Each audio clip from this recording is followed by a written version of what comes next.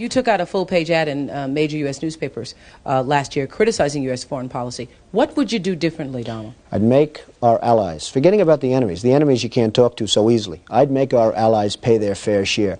We're a debtor nation. Something's going to happen over the next number of years with this country, because you can't keep going on losing $200 billion, and yet we let Japan come in and dump everything right into our markets and everything. It's not free trade.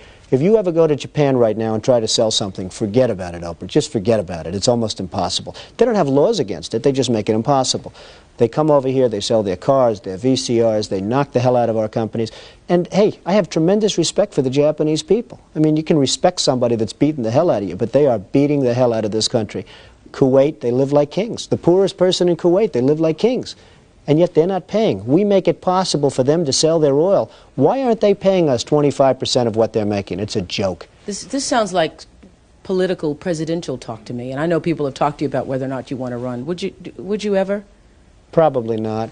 But I do get tired of seeing the country ripped off. Why would you not? I just don't think I really have the inclination to do it. I love what I'm doing. I really like it. Also, it doesn't pay as well. No, it doesn't. But, you know, I just probably wouldn't do it, Oprah. I probably wouldn't, but I do get tired of seeing what's happening with this country. And if it got so bad, I would never want to rule it out totally, because I really am tired of seeing what's happening with this country, how we're really making other people live like kings, and we're not. What do you think of this year's presidential race, the way it's shaping up? Well, it's going to be very interesting. I think that probably George Bush has an advantage in terms of the election. I think that probably people would say that he's got like that little edge in terms of the incumbency, et cetera, et cetera. But I think Jesse Jackson's done himself very proud. I think Michael Dukakis has done one hell of a job.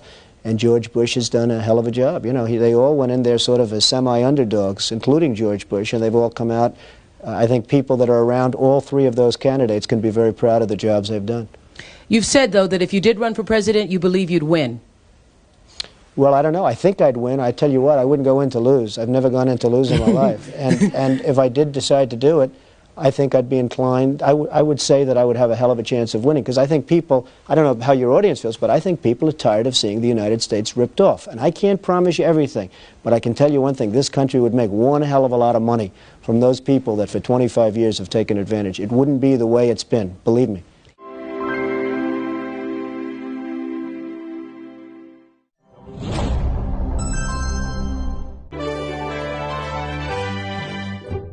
Hi, YouTubers! I'm excited to give you an update about our own YouTube channel. Now you can find new videos every day. They're the kind of videos that will make you look at life differently. They may even make you laugh a little bit. Who doesn't need a daily dose of that? So here's just a taste of some of what you'll see.